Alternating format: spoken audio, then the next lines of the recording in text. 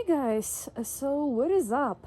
So this is going to be, I guess, an update video that's a bit long overdue for a couple of reasons that it has been overdue. So I guess I'll start off with what happened this week, specifically actually what happened last week and what's been ongoing onto this one and most likely for the next week or two as well. So, as you noticed, I have not uploaded any videos this Monday or this Wednesday, and that's mostly because I got a problem with my computer again, which is surprising because I got it half a year ago. I also made a video about it because I had issues with the MacBook I was using before I got this new computer. But anyway, so last week what happened is that I booted up my computer, everything worked fine. Then I stepped away for a couple of minutes, I came back and all the monitors were blank. And I could not for the love of me get them to turn on again. As in, basically what happened is that they do have a power supply, so you can see that they're working, but the problem is that they don't seem to recognize the computer. And I use both HDMI and the display ports, and I tested every single display port, and I only have one HDMI, so there's not much I could do for testing in there, but I tested every single display port I had on the computer and nothing changed, nothing worked. And even though those monitors are very old, maybe like a decade old at this point. I mean, one of them is. The other one, I'm not sure. Maybe same deal, I guess. Like, maybe 6 years old at most. But anyway, they still were in a pretty good working condition. So, and because I had the computer under warranty, I ended up calling to the company where I got it from, and contacted the technical support, and my god, it was a bit of a nightmare. Or rather, it was, scratch that, it was a nightmare of a customer support because, well, the first part was, I guess, okay, where we just tested out what works, what doesn't, and for some reason, I forgot what it's called, but I had to open up my computer and shift around one tiny blue part. I don't know what it's called because I'm not really, I don't really know that, like, the insides of the computer that well, unlike my dad. But, and they said, like, oh yeah, take this thing, put it temporarily on the neighboring slot for like 5 to 30 seconds, and then put it back and turn on the computer and see if it works. To be honest, I thought that was the most stupidest and pointless advice you could ever give. But anyway, I did that. Nothing happened. We did find out that apart from the monitors, apparently the keyboard and the mouse is also, it's not that they don't work, it's more like that they don't receive the signal from the computer. And you check that by pressing the caps lock when you start the computer. And the caps lock would only light up like, or register that it's being pressed maybe like 5% of the time and stuff like that. And I guess they thought the issue was with the motherboard because last week on Friday, a technician came over, he put in the new motherboard, and lo and behold, the monitors still don't work, but the keyboard and the mouse work now. But the issue is still the same. And he said that, yeah, I think they just want to make sure that that it's probably the motherboard or something, because I understand that they don't want to invest a lot of money into getting a new video card. But anyway, so this week on Wednesday, he came in a second time with a video card this time. He installed it. He boot up the system and it seemed to work for a couple of minutes. It seemed to display some of those, I don't know what it is exactly, but it's basically because I got a new motherboard. There is some sort of like, I think he called it BitLocker or something. Like, essentially it's some kind of like a system where you have to input the new serial numbers and something of your motherboard so that it gets registered on their end or something like that. But anyway, and then it stopped working again, completely. And this time he actually tested out the voltage. I don't know why he didn't do that earlier, but he tested out the voltage and said that one of the I think it's the video card that's receiving more voltage than it should, and so he thinks it's something. It's something to do with the power supply of the computer. So I have to ship the entire computer back to the company I got it from, and hope that they're gonna fix it. And hopefully this time it's not gonna break in a half year like it did now. And he said that might take maybe about 10 days. I'm not sure if he meant 10 business days. I assume it probably is business days, which to me it means wait another 2 weeks before I can see if my computer gets repaired or not. But yeah, and it's a bit of a mess because the first appointment, it was so hard to even get it because I would get a call from one technical support guy, or I don't know what you call them, customers. Maybe it's a customer support. But anyway, the person who was supposed to do all the appointments and such, I would get a call and say, hey, let's make an appointment for Wednesday at such a time. Yeah, and I'm like, yeah, sure, okay. I'm free on that time, blah, blah, whatever. And I wait like maybe 4 or 5 hours before I actually think that maybe I should call them. And before I was able to call them, they called me and said that, yeah, sorry, the technician wasn't able to come. And I asked why. He said that his schedule was overloaded. And I'm there thinking on my end, why didn't you call me earlier then to let me know that, hey, he's not free? I mean, I understand that I work from home, so for me, I guess it's not as much of a problem. But imagine if this happened to someone who has to work not remotely, who has to commute through their work, and you get told this. And get that. The same thing happened on Thursday where the technician didn't come, and this time it was I had 2 ladies call. One of them trying to verify the appointments for different times, and the other one who called regarding the technician not coming. And I asked her, like, yeah, why didn't he come? And she gave me a completely different reason. She said something like, oh, the parts didn't arrive, blah blah blah, he had to wait another day.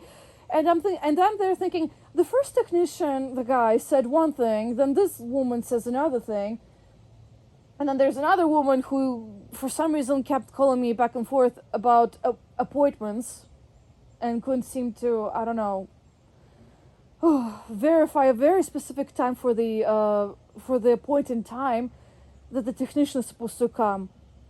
But anyway, so the worst service ever, essentially. In Russian I would say bardак полный, where it's just a mess. They don't seem to have any sort of organization anywhere remotely. Maybe it's on the manager's end, and they just push onto the employees. But I think it's the employees probably as well, because they can't seem to agree on the narrative that they tell you when you do ask them questions and stuff like that. But anyway, so he finally comes on Friday. But here's the thing: that other lady, the third one, with whom I called on Thursday. What happened is that we agreed that the technician should come on Friday between 2 and 3 o'clock, and that technically he should call me as well before coming over. And he calls me earlier than the appointed time on Friday because there seemed to be a confusion where he says that for some reason they gave him my or rather, they assigned my appointed time not between 2 and 3 p.m., somewhere around that time, but at 8:30 in the evening.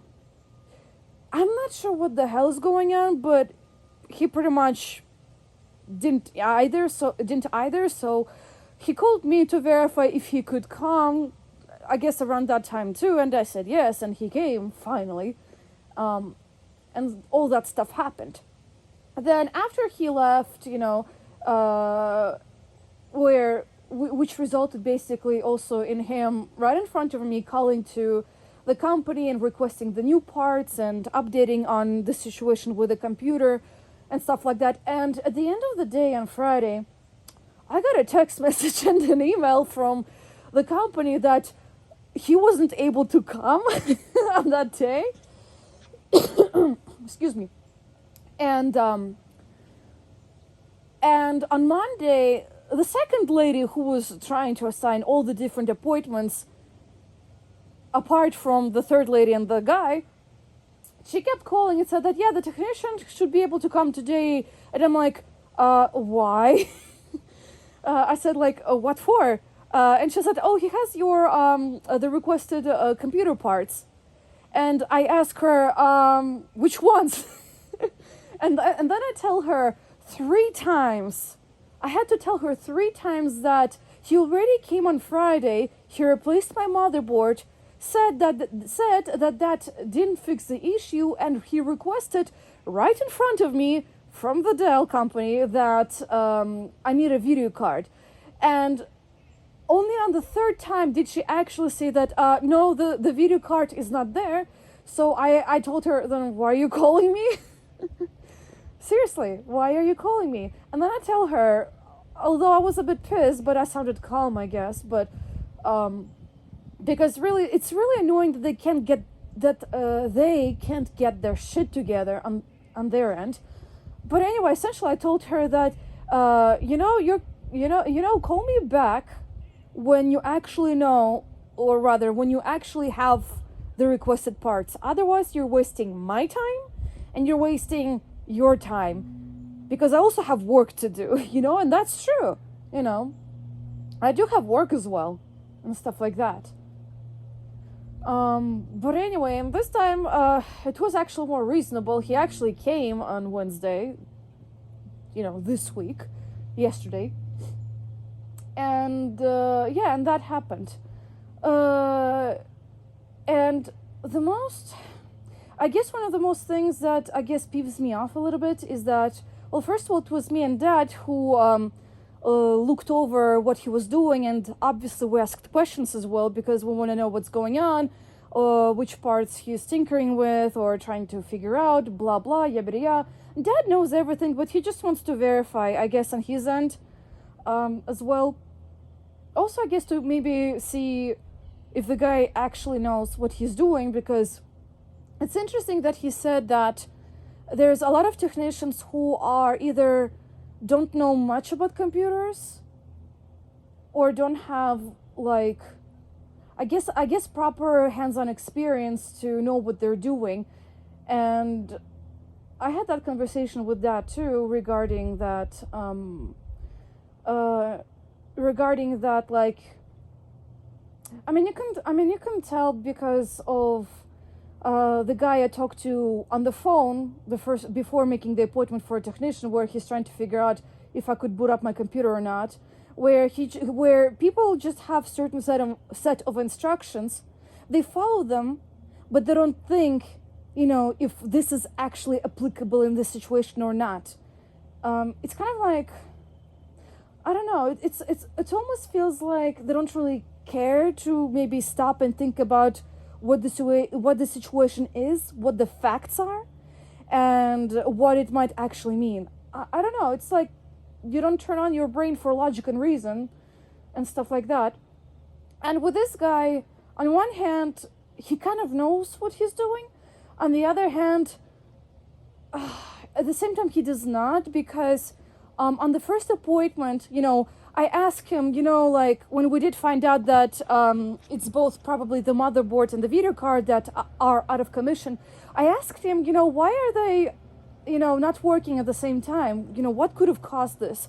And he said that, well, it could be something related to the power, blah, blah, blah.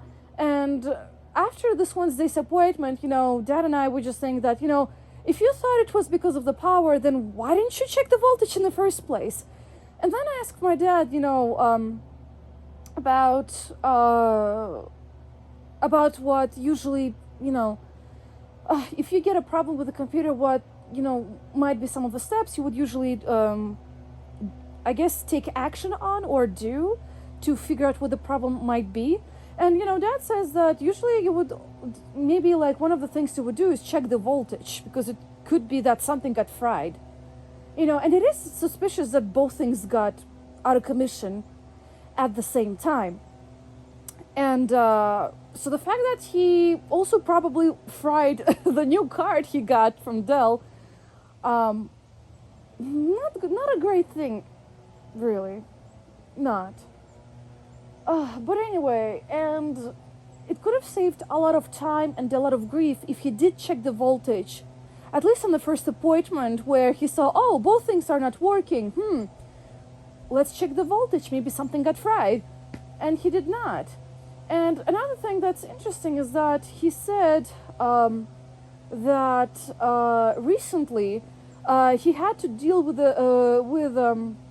with computers who had a similar problem with the power supply. And I'm like, well, if you saw this on some of your other appointments, why didn't you think of the same thing here? I don't know. And so it just comes down to being a cluster of very frustrating things going on and stuff like that. And now I'm here sitting and thinking, well, why in the world was the power supply faulty, especially on the computer that's like not even a year old? Like, I got this computer in May and it only started going haywire, I guess, half a year later. And now I'm sitting here and thinking, what happens if the new computer has the exact same problem and my warranty expires? Does that mean I'll have to bust out my wallet again to get different replacement parts and stuff like that? And now I'm sitting here and thinking also, what happens if they don't repair the computer? What happens if it's actually something different and serious and they either ship me a new computer that has the exact same problem or not do anything about it? And I wonder, like, if I do end up getting a refund for the computer in worst case scenario, what do I do? Because, like, I don't know how to build computers, and I'm not sure if it's really all that worth it, because my dad works with hardware and software. He writes programs, and he also helps with I wouldn't say per se building devices, but he helps with setting them up. And oftentimes it also involves in testing if the device works, and if it doesn't, what's going on. And a lot of the times what happens is that he finds out that parts of the devices are not functioning at all, and although the devices that they get come from China, and apparently they don't test their products almost at all. Like, maybe if you warn them, they test maybe for a short while, and then they just go back to just shipping whatever's fresh out of the out of the factory, I guess you could say that way. And they don't even test if it's actually working or turning on properly. And now I'm sitting here and also thinking, well, what's the guarantee that I would be able to get computer parts that are also working? And how exactly does warranty work? Am I gonna have to get a warranty for every single computer part? How much expensive is that gonna be? How much expensive is it going to be to replace everything? And stuff like that. And then there's the other part where if I don't build a computer, then from who do I get a normal computer that actually works? Because it's the same problem where, I mean, based on the computer I ordered, that the quality of the manufacturing really goes down. And that, what's the guarantee it's not going to happen here too? And I guess it just makes me feel very nervous, because I also think about things like, what if I lose my current job? Because what I have right now is that the company I work for, because I'm a designer and I also do motion graphics, in some sense video editing, because I do insert motion graphics sometimes, but most I just make the designs, and then the video editors usually put them in themselves, or use it for what's the word, during live streams and such. And I also tinker with 3D, and as a designer, mostly for motion graphics though and 3D, your computer needs a lot of juice to render a video.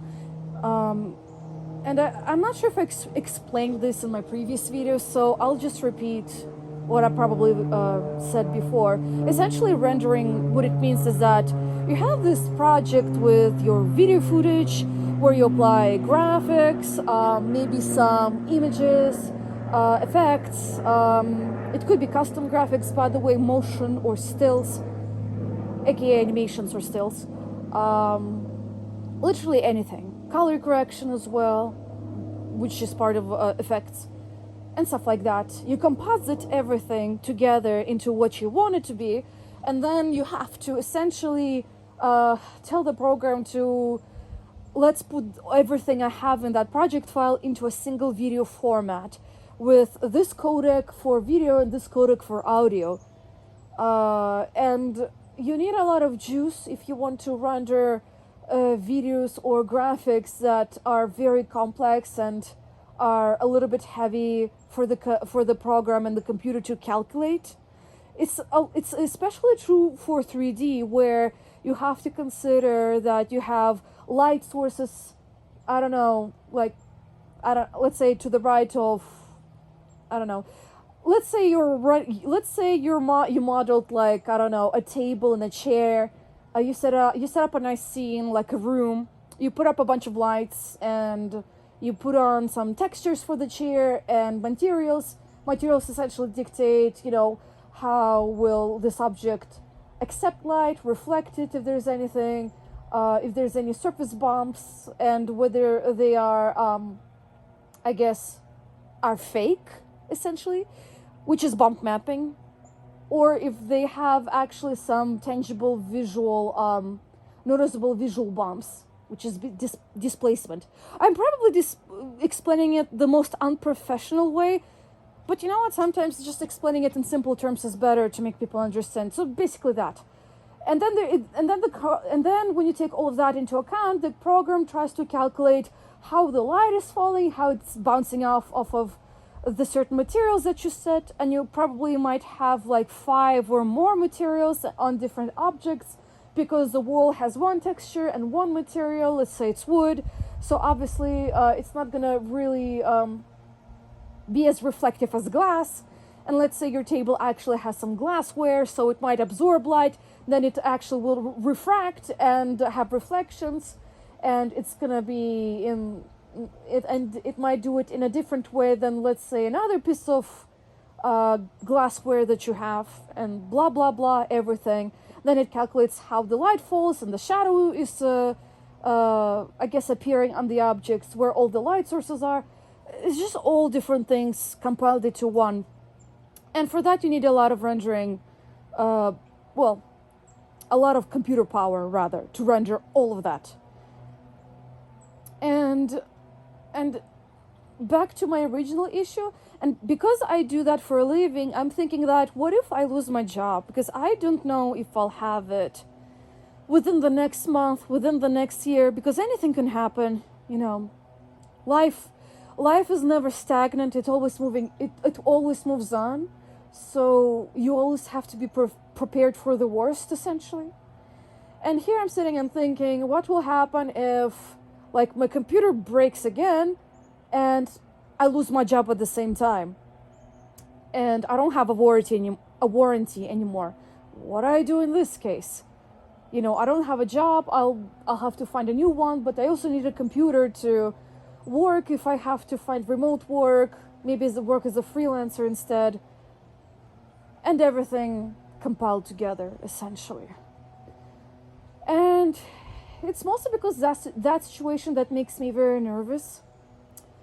And it's that plus the fact that we still were not able to sell our house. Like it's been a couple of months since we put the house on the market. It was a bit active with the open houses in summer, but now because it's fall, it really dwindled down. And we get the same feedback all the time where these people say the house is nice, but the yard and the driveway is a big problem, and most people end up not really making an offer or considering the house. And another part we had is that we did get like some offers, but for one reason or another someone would back out. And it usually is because they say that, oh, I consulted with my grandmother or someone, and they said that it's very steep, difficult to walk in there or climb, blah, blah, blah. Not gonna buy it because of that. And then there was some offers where they were completely not serious. And by not serious, I mean the buyer wasn't serious. And I guess maybe they were just maybe testing the waters to see how we're gonna respond or not, and stuff like that.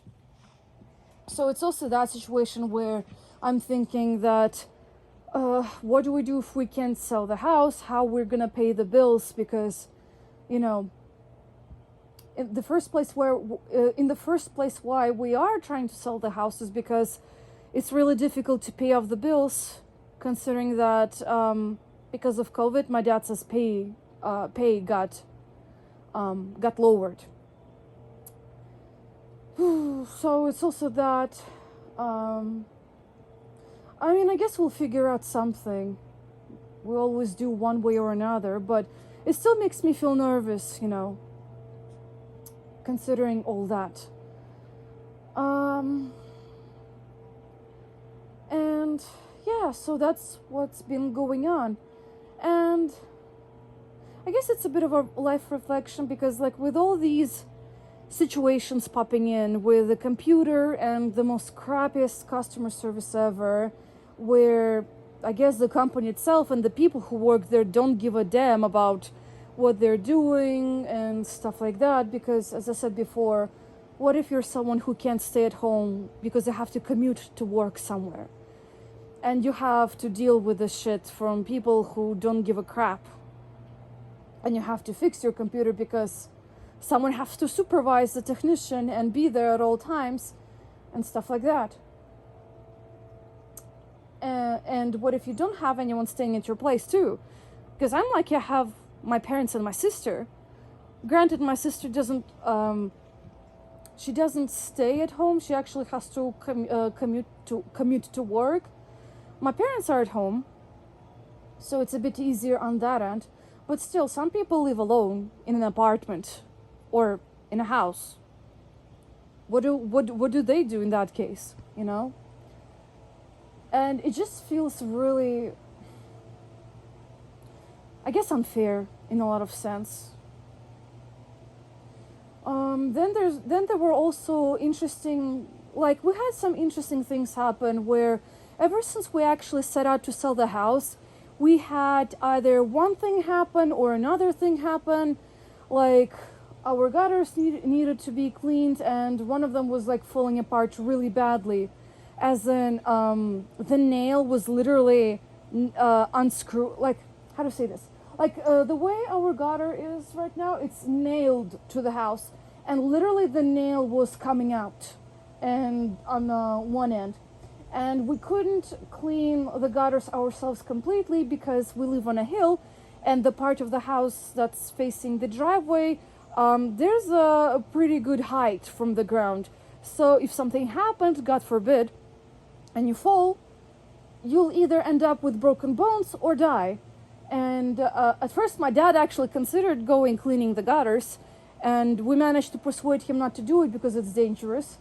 And we had to deal with the company who at first sent someone to come over to clean the gutters and do a gutter repair. But instead what happened is that The guy, he didn't speak English at all.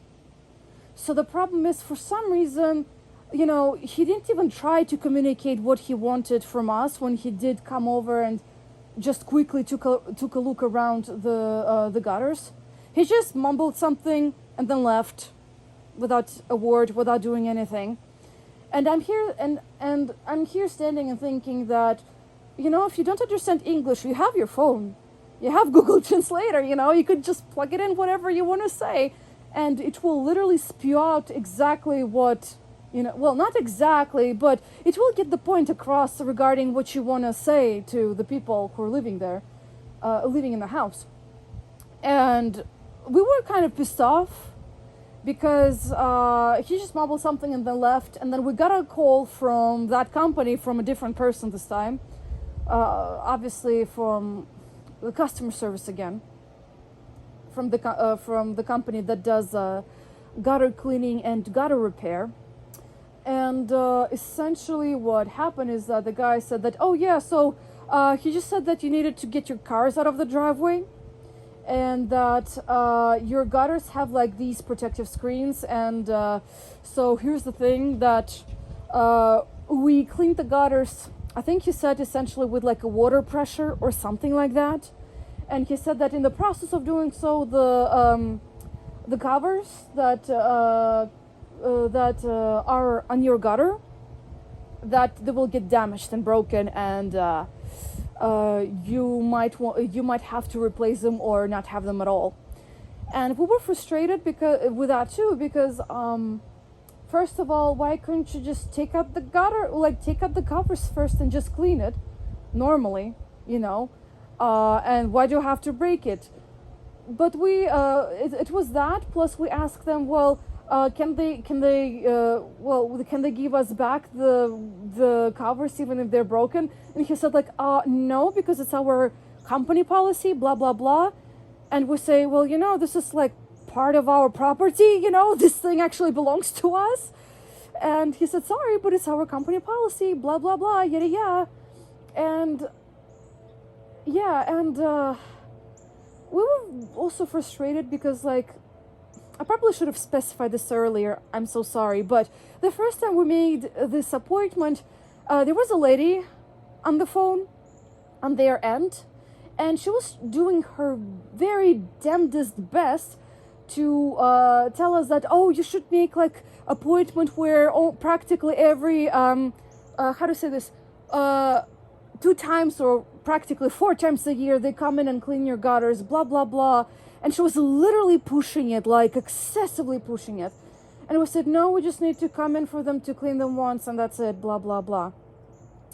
And it's that plus what the guy was saying and plus what happened that I guess made us very angry and frustrated, because they essentially, what it comes down to is that they want to exploit you, essentially, where they want to make sure that they keep coming back and you keep paying them to come back to clean the gutters, blah blah blah. And when we how to say this, towards the end of the call with the second call with the guy, we did ask how much it would cost to put on the new covers. And you know what he said? He essentially said that, oh, you wouldn't want to do that, but you won't want to do that, it's not advisable, for some damn reason, not advisable. And then he said that it might cost, oh, I forget, but essentially it was over $500, between $500, $1,000, just to put on new covers. And I think it was just the covers without the installation or something like that. But anyway, we got frustrated, but we did agree for the guys to come over the next day. But what we did is that Dad removed the covers that he could reach himself. And that's another thing that shows that they're full of bullshit, because we took them out without breaking them, and pretty easily too. So why couldn't they just do that? Obviously because that's their shitty business practice, Because if you have the covers, that means you don't have to come as frequently, because the leaves don't pile up in the gutters,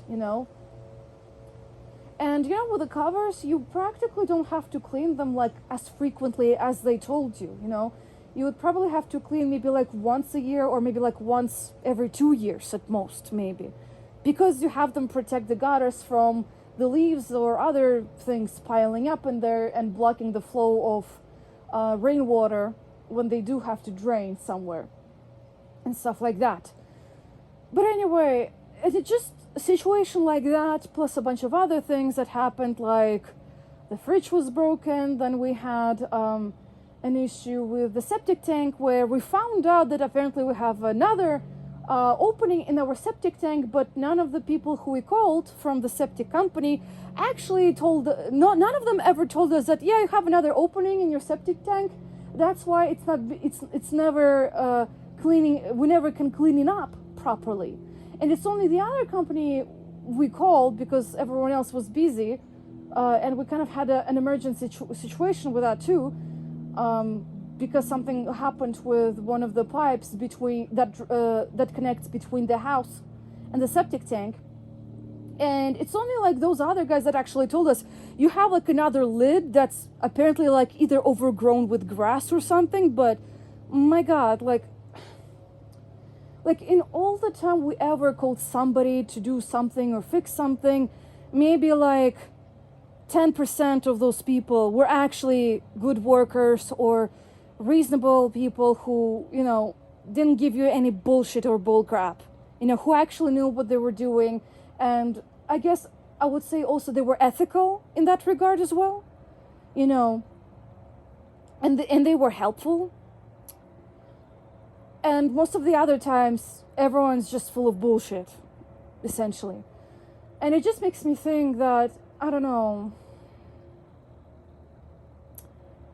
like if you can do something with your own two hands, it's better to do it yourself as opposed to calling somebody, because it's not only a waste of your money, but it's also a waste of your energy too, because the guys who even came and cleaned our gutters after, you know, the second time they came and actually did their job, they didn't even do it properly.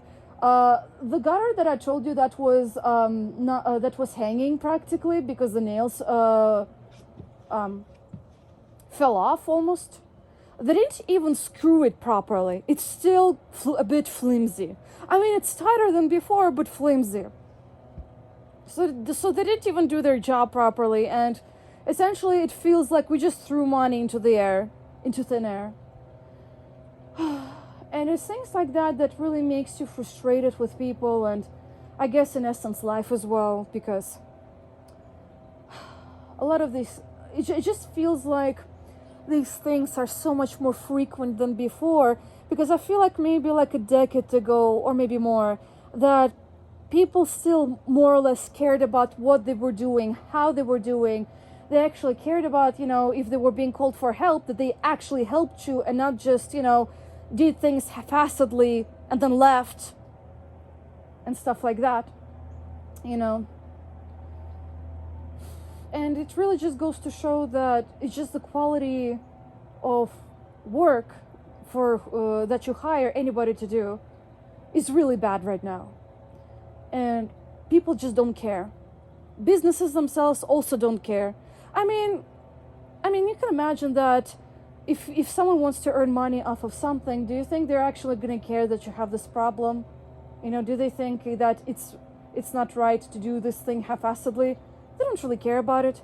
The only thing they ever care about usually is just if it's profitable or not. If it's profitable, they'll do things, and sometimes it's profitable for the companies to do things very quickly. But if you do things very quickly, it usually means they do things very haphazardly as well. So you have that issue as well.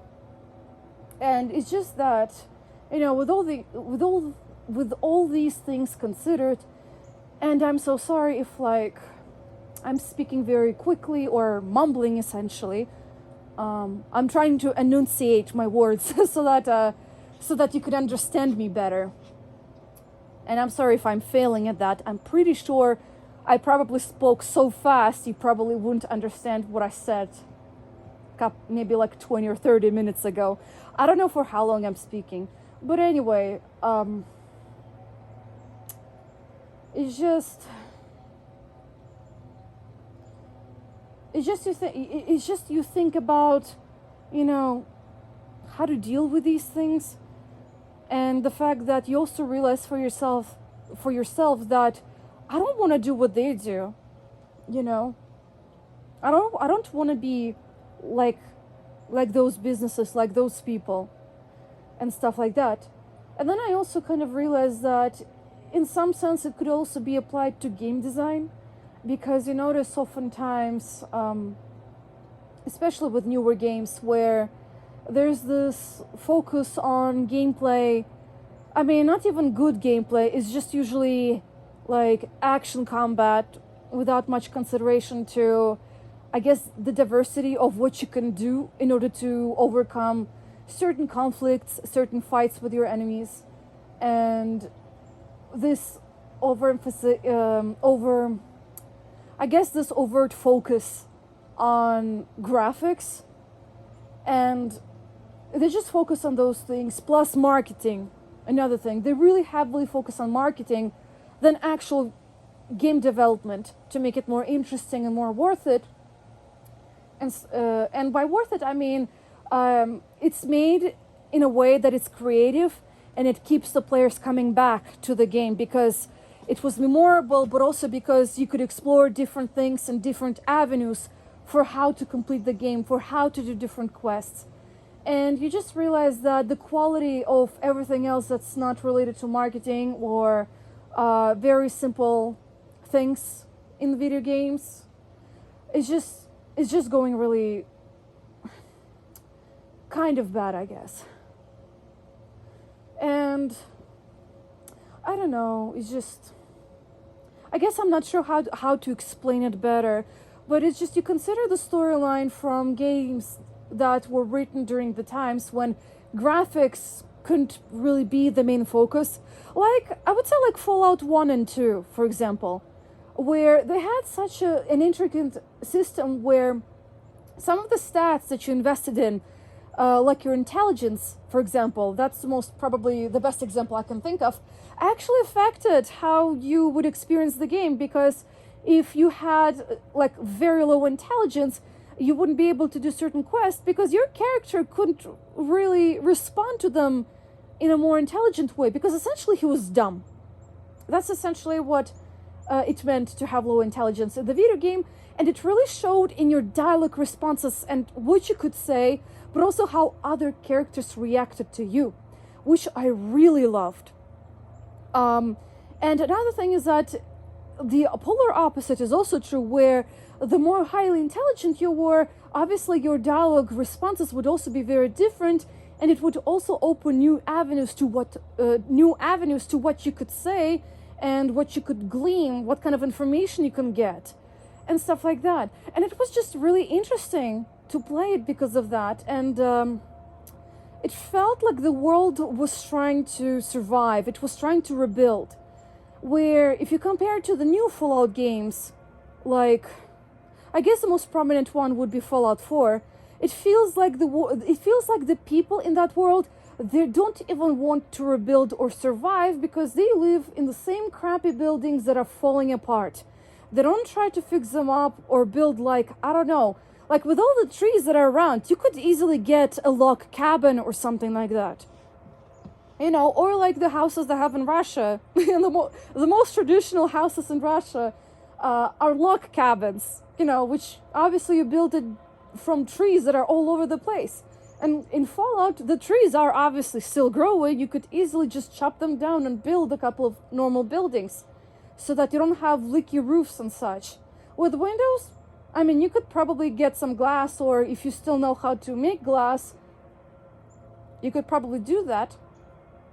Or just have like maybe very thin slits for like better airflow and such. Or whatever it is you want, I don't know. But anyway, and it's like some of the things that you see in terms of game design, they're illogical.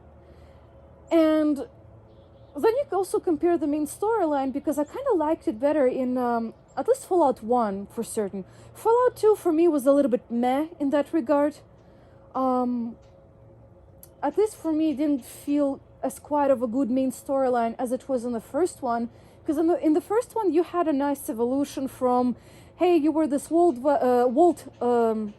sorry, not Walt, Jesus, a vault dweller, who was, and sorry if I'm spoiling this, by the way, it's a spoiler, but anyway, you were sent off to, if I remember correctly, to get some purifiers because they couldn't get fresh water anymore. And it evolves into essentially you, the player, getting acclimated to the world outside and the world that's trying to rebuild itself and their communities, and at least live in some sense maybe better.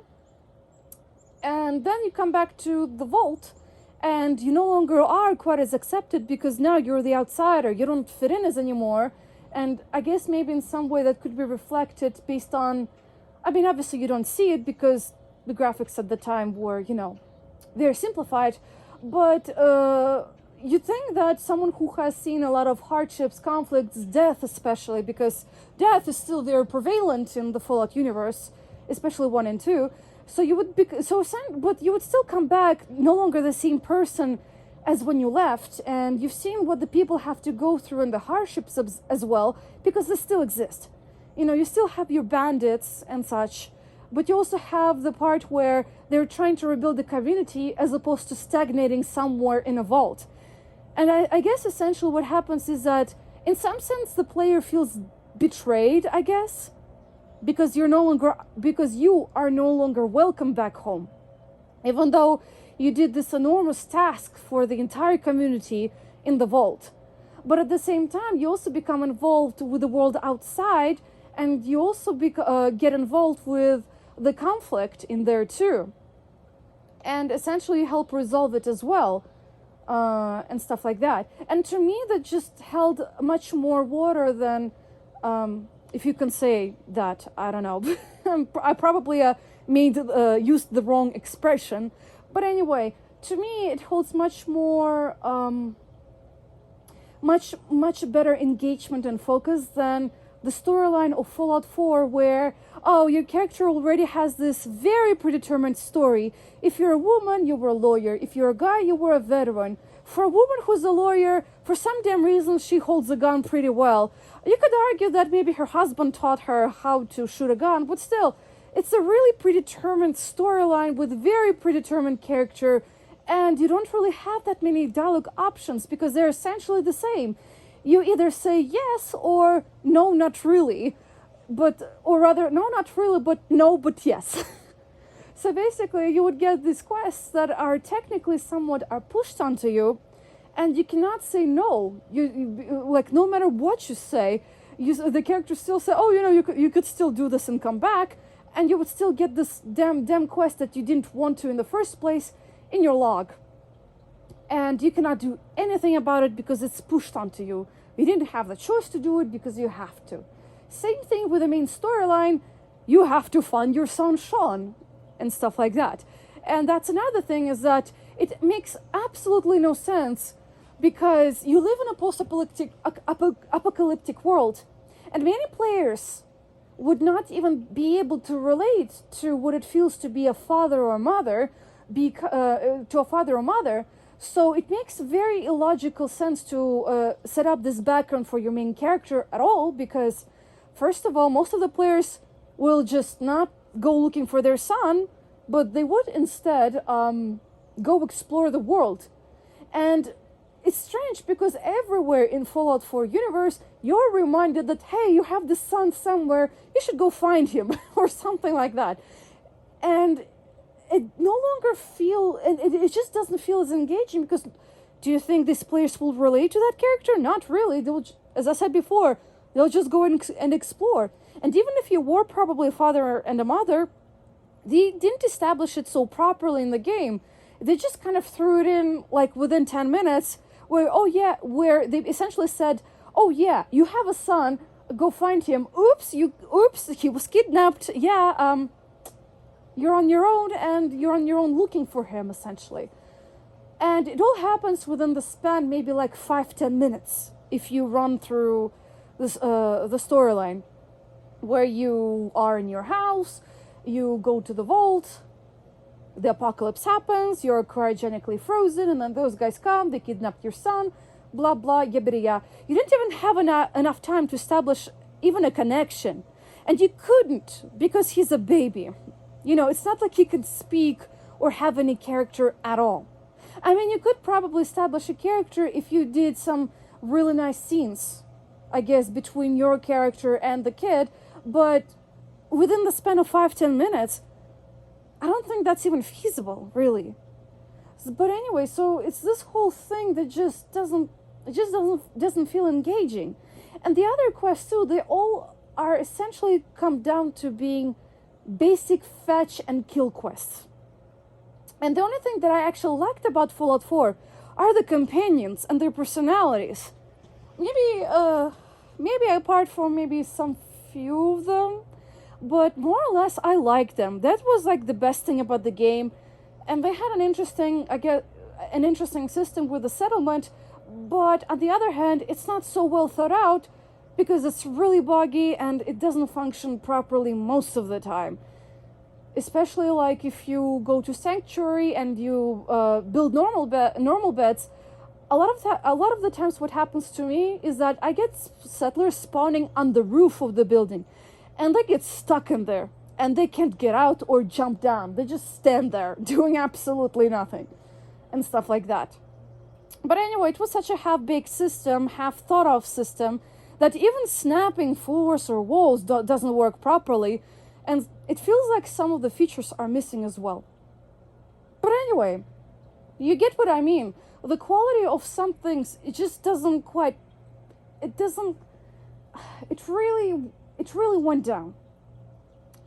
And crap, I forgot what my original point about that was, but I mean, essentially that it feels like everywhere, regardless where you look, game design, outside game design, everywhere literally, it's just the quality and professionalism going down, and there is this just hyper focus on money, and only money. And when you only do that for the sake of money, no one is gonna care about making anything engaging, anything interesting, anything that's truly anything that's thought-provoking even.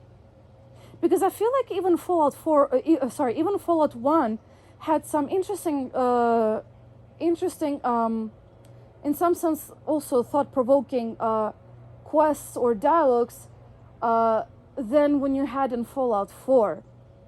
In Fallout 4, they still feel pretty basic, you know, or at least some do.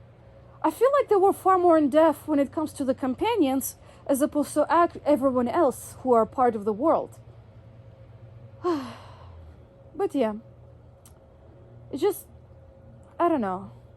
And then I look at the companies like Piranha Bytes, for instance, where when you compare Gothic 1 and 2 and what they were, and then you can compare it to what they are now with Elex 1, and also they released like a sort of a demo of Elex 2, which looks horrible, I'll be honest with you. It looks really bad. And it obviously shows that the company did not prioritize work, at least in my opinion. They prioritized marketing because they invested far more into cutscenes and CGI as opposed to the game itself. And for some damn reason, they had to recreate the models, even though what they could have done is just reuse the models, textures, everything from Elex 1, and just do new animations in Elex 2. That would have cut back a lot for them. And then they would, and if they did this way, they could have, probably focused more on the story and everything else. Because I'm very concerned. Oh, there's an eagle. Sorry, I'm getting distracted. But they could have focused more on the story, because I'm very concerned about the storyline where essentially what it is that Jax has a son, and surprise, surprise, the consequence you picked in the first game, throw it out the window. It does not matter at all. It's predetermined for you. And I thought it might actually have an effect upon Elex 2, but it doesn't. And when I had the discussion with my sister, they actually could have implemented that in some ways where sure, some time passed by, but you could play to your advantage, where, let's say, like how I did in my game, also spoilers. If you haven't figured out, this entire video is just full of spoilers. But anyway, so in Elex 2, my consequence essentially was the neutral one, where I converted the hybrid to work for the people, but the outlaws hate my guts, or rather Jax's guts. But there are also some consequences where you sided with the Alps, and I assume you probably may have killed some of the cleric leaders, or they died during, or Reinhold died during, what is that quest called? The one where you take the clerics and go destroy Alp's converter somewhere in Ignadon. Yeah, that one. You can actually get some of the key characters dead in there, like Reinhold, for instance. In my game, it didn't happen, but it could happen. And imagine that in Elex 2, what you could do is, you don't meet Reinhold at all, but you can have a dialogue option where you pick, technically, based on what your ending was. And essentially what happens is, like, for example, let's say you killed Reinhold yourself, as opposed to him dying in a combat. And we technically could have a dialogue that says that, oh yeah, that guy's missing or something. If someone asks, someone who's not familiar with Jax, that is, because some time has passed, they probably had a change in the chain of command or something like that. And technically what they could have done is that have a couple of dialogue options where you say, oh yeah, I knew Reinhold, he was a great man, you know, and stuff like that. Or it could be like, oh yeah, Reinhold, yeah, I don't know who he is, or something like that. Pretend like you don't know him. And it could have, like, in parentheses, like, the Jax's thought where he said, yeah, I killed him because for some reasons. Or like, yeah, I'm sorry to hear, or rather, well, not like that, but probably a better way to illustrate it is that a dialogue option where you say that, oh yeah, Reinhold, I'm so sorry to hear that he passed away from an illness. Oh yeah, or not from an illness, but I'm so sorry to hear that he passed away. I heard he died from an illness or something like that. Because you don't know what Jax has learned within whatever years that passed since he essentially exiled himself, according to the demo. For some damn reason, he exiled himself.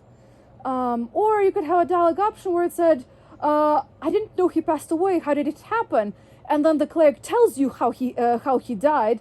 And, for example, he could say, like, oh, he passed away in combat, blah, blah, blah, or it could be, or you phrase it in a way like, oh yeah, I heard he was killed, blah, blah. And he said, yeah, there was this Alp guy who killed him. And he obviously doesn't know that it's Jax, but Jax knows that he's the one who killed him. So you see what I mean? You could play this off where, because you have characters who are also unfamiliar with Jax, because, as I said before, chain of command may have changed. You could have probably written something like that. But in a sense, you could still have your choices in there. Apart from, of course, the relationship that they predetermined the Jax with. Because apparently the game essentially said that, oh yeah, Jax ended up having a thing with Kaya, and I assume they had a kid. I'm not sure if it's actually that, or if they actually adopted a kid, but I do know he's the main focus of the main storyline.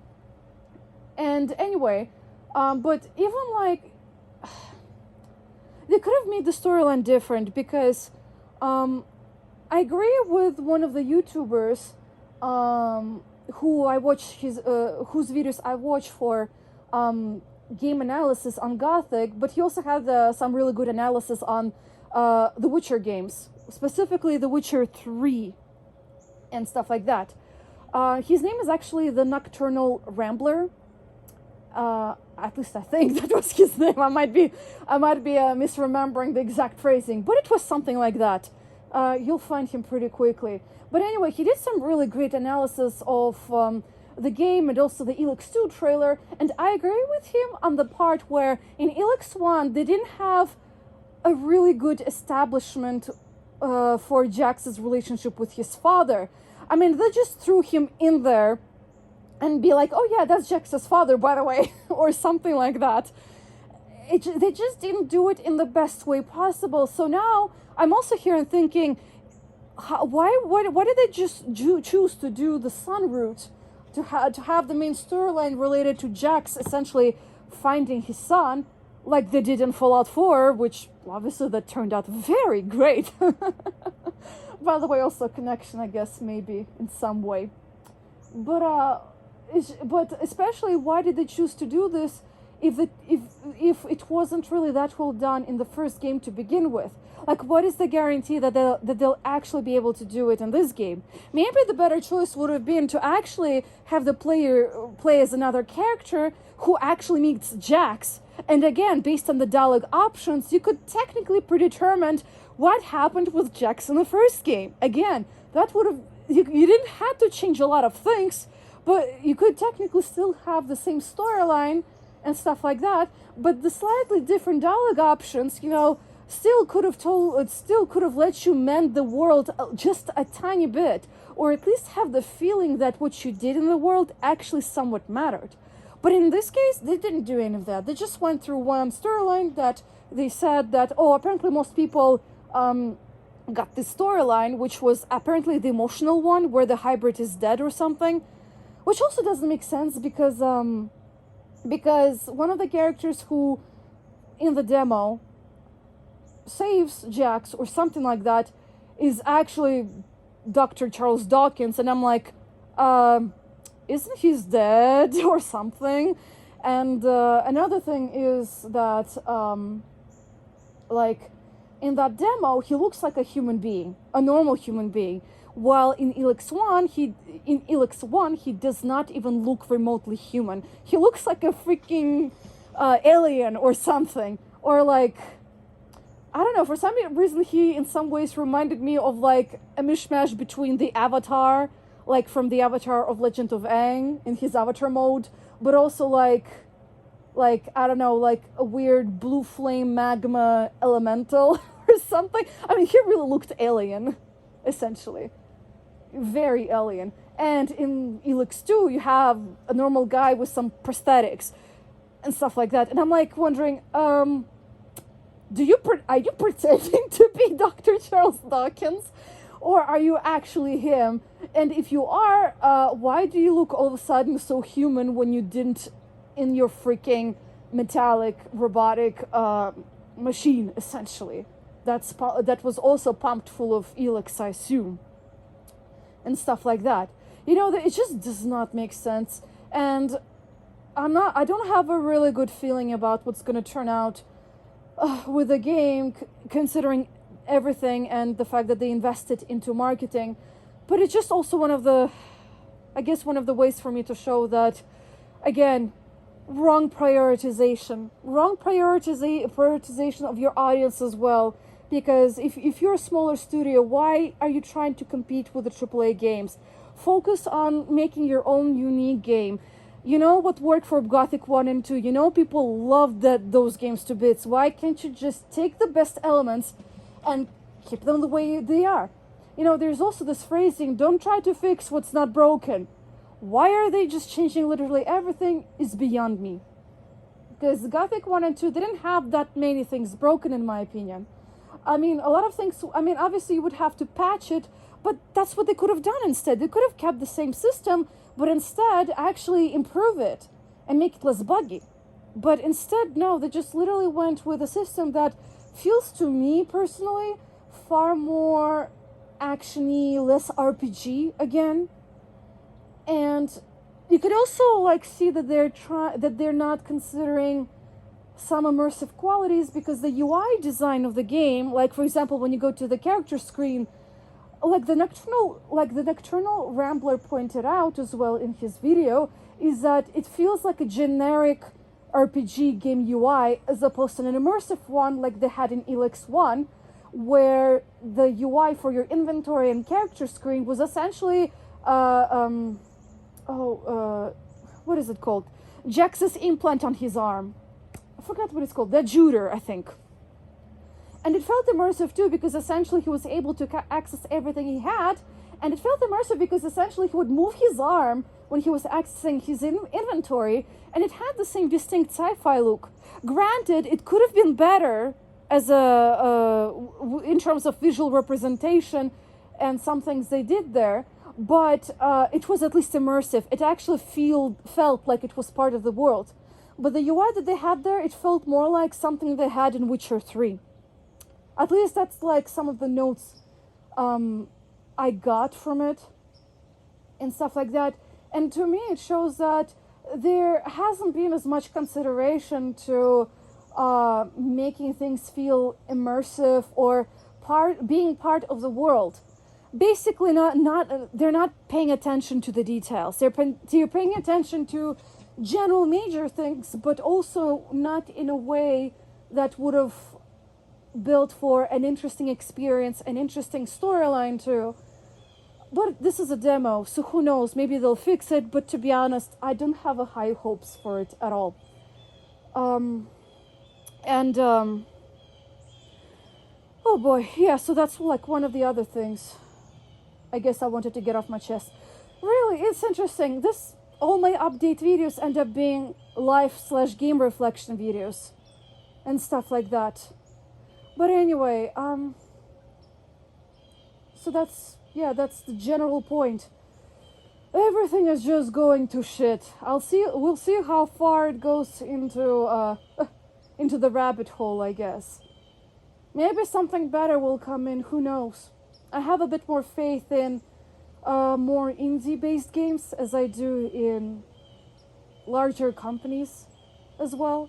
Granted, Piranha Bytes isn't a large company to begin with, but I assume maybe what happened is that they probably had a change in management, maybe a change in some personnel. And if you consider our generation who, we don't have the best education system anywhere in this world practically.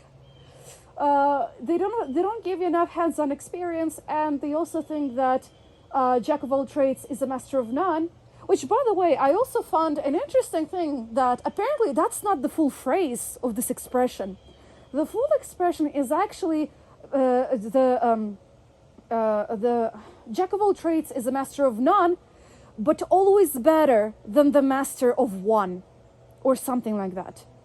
And that's true because in the end, if you have multiple skills, it will help you to survive and thrive. If you cannot adapt, if you are not capable of self-learning, if something happens to your career and you lose it, essentially you're going to sink. You're not going to be able to swim.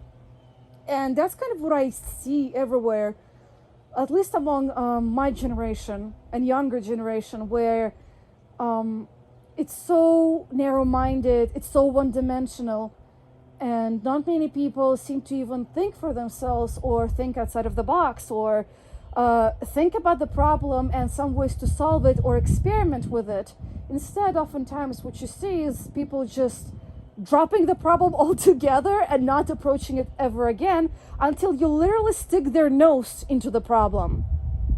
And that's something that I heard from my dad, where some of the younger employees had that kind of attitude where instead of fixing the problem that they encountered, they just put it off and didn't tell anybody at all. And they continue doing that even as the problem gets found out and stuff like that. And that's just really sad, really. And the point I was trying to make is that if the majority of the people are like that, how can you expect them to make something with good quality, with really, really interesting thought process? I guess also with good messages too to the audience, because it's also good opportunities to, I guess, teach about life, teach about what happens in life, character development, and maybe show that people aren't one-dimensional. People do and can change throughout their course of life. You're in life. You're not ever one-dimensional. Yesterday you could be one person. Tomorrow, a tragedy can happen and something might change, and stuff like that, and you might become a completely different person than you were yesterday. and stuff like that. But anyway, it's that also that I guess I wanted to point out. Yeah, this video ended up being more of a life reflection and stuff like that. But I guess we'll see where everything goes. I just don't have much of a faith in anything nowadays. But yeah, we'll see where it's going. And I guess I'll only be able to make the videos maybe like 2 weeks later from now. I hope it's gonna be finished and I'll get my computer back in a week, but I don't know what's gonna happen. And I feel sad too about it because I finished Vampire the Masquerade just in time, by the way, before all that happened. I still have yet to finish King's Quest, but the next game I really wanted to do after Vampire the Masquerade was actually Divinity Original Sin 1. I really badly wanted to do a Let's Play of it, and I actually came up with a really cool design for it too. That's based off of the posters for, or rather concept art for that game, where they have this interesting, it's not quite black and white, it's actually like white with sort of like very dark brown and red color scheme. I took that and then I took like screenshots of my two characters. And yes, I already know what they are, which class they're going to be, how they're going to look. And I put them sort of like on the opposite sides facing each other and stuff like that. And I really loved the design, and it really popped, and it really was cool, and it looked unique, and it really stood out amongst other people's videos, which was the point I was also trying to make, where I also wanted to bring my own, I guess, artistic flair and my vision into it, but also keeping it to the original game and using the original game assets. Although sometimes you can't do that because there's a limitation to what you can work with. But you know what? Even with the most pixelated images or portraits, if you're really good at analyzing things, at analyzing problems, you can always find a way to make it work one way or another. That's something I always have to do at my job, because you won't believe me how many bad portraits of people I have to Photoshop and use them because they don't have time to make new ones for the streams and live shows that the company I work for does. And but I just learned how to work around them and maybe try and get rid of the pixelation and bring in a more smoother look, because that it comes across a bit better than the pixelization. My God, I'm losing my words, but you know what I mean. And with the screenshots I took, obviously I had to take them from the character screen menu when you actually create your characters, and obviously I cannot zoom in into them, also because my monitor is like 1920 by 1080, so I obviously have some maybe a bit rougher edges for the characters, but I managed to work around that and make them look not quite as pixelated, you know. I managed to make it work. And I'm just so sad because the computer crashed and I didn't even have the chance to back up the data. I mean, it didn't crash, it's just the motherboard and the video card got fried. I hope the hard drives are okay. My dad said that they may have been fried too, but we'll see, I guess, when the computer gets repaired. One thing maybe that we did that may not have been the best is that, although maybe it was the best decision, we asked that we keep the hard drives because I didn't want to lose the data, but only after the technician left. My dad recalled that, you know, the hard drives could have fried too, maybe. I hope not. I have a feeling that they probably didn't. I have a feeling that they're probably fine. I hope. Worst case scenario, I might have to recreate it, and I'll be very sad because it's going to be a lengthy process to remember which effects I used and how I applied them and stuff like that. But I hope everything will turn out fine. But anyway, it makes me sad that I won't be able to use that as well, because I really love it. It just feels like part of the game too, because the game itself, it's very interesting because on one side, it has lots of humor, and it's colorful. But on the other side, it has some really dark and serious themes too, and stuff like that. And I kind of like the sort of like drama. I guess like what they conveyed in the concept art is this sense of drama, this sense of how to say this, kind of like the two, it's almost felt like they were the two survivors of a battle, or like two victors, or two guardians, or something like that. At least that's what I got across from the concept art. The two warriors, the two guardians, and this sort of like coming up dramatically from the battlefield as a survivors, but also as maybe like humankind's savior, or I guess the world's savior. And I wanted to play on that aspect, but also on some more serious and more tense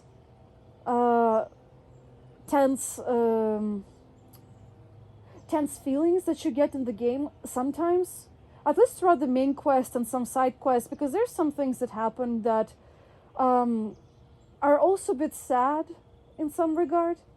I wouldn't say they're dramatically sad, but they do, they are pretty serious, and I guess in some ways I connect to it because on the Russian side of things, sometimes you hear about how on the internet there are groups that I don't know how to say this. It's like they create fanatics, and by create fanatics I mean they prey upon teenagers and younger people who obviously are still developing and are still trying to find out who they are, what they want to do in this life. And obviously they're rebellious most of the time against the parents, and they usually don't listen to what the parents has to say. Also, depending on the different dynamics with the parents, obviously it's either a little bit less or a little bit more, and how the conversations go with your parents. But anyway, they tend to prey on younger people, and they on the internet. And what happens is that they essentially convert the people to their followers, and some of those groups are actually one of those that glorify suicide, believe it or not. And you just hear so much about it, especially during Russian TV shows. Do you know how sad it is that you have to hear it from a freaking TV show that this shit happens, and no one in the justice system is trying to fix it at all, or actually persecute those groups or try to close them down in social media? No one gives a shit about it. They just let them continue and exist. And in the end, the ones who suffer are the families whose children end up doing what the group asked, which is essentially like, it feels like a ritual to commit suicide. But anyway, that, like, the fact, like, all of that you see, like, and you hear the heartbroken people and the parents, in some ways it kind of made me relate to the main storyline. It's also a spoiler, obviously. As I said, the video is full of spoilers. But anyway, essentially that's like some focus that you see in the storyline is this creation of a cult of fanatics that think they're doing the good for the people, for the people or themselves, but a lot of it is not actually. But in their case, it's different because they're not doing anything suicidal, but it's just plain murder. But it kind of made me feel, I guess I feel more serious about it because of, how frequently I heard about those suicide groups in Russia and other things like that. And, it really made me feel that, maybe the theme that they went with for the video game's concept art design, and not only just concept art, it was also the cover for the game, I think. It just feels relevant as well. And I kind of wanted to emphasize this sort of like tense and dramatic quality because of everything that's happening in the game. On one hand, it's a bit light. It has very bright popping colors, which I don't have like light-hearted colors, but they are bright. They're very contrasting. On the other hand, you see and feel tension in the air, and this sort of like drama and underlying, I guess, foreshadowing of the fact that there's a lot of serious things happening in the background of the game. And I really wanted to communicate that, and I'm very happy that I did, but I guess you'll only be able to see it like if I actually check back if the design is still there or not, and only if the computer comes back, because if not, that means I'll have to find a way to extract the picture and stuff like that. I may have like one screenshot of it left, but nah, I don't want to spoil it. I'll show it when I'll be able to make the first episode for the game. But anyway, I think that's about everything I wanted to say. Just a lot of reflections on life and like some correlations here and there in different areas, you know. Anyway, I hope you enjoyed this. This ended up being a far long video than I actually wanted to be, but what do you expect? I make an hour-long videos practically all the time for my game Let's Plays. I usually try to aim for 40 minutes, but it always happens I always tend to over-record. That's kind of my problem. But anyway, thank you for watching, and hopefully I'll see you when the computer is back. Hopefully in working condition. Anyways, bye-bye.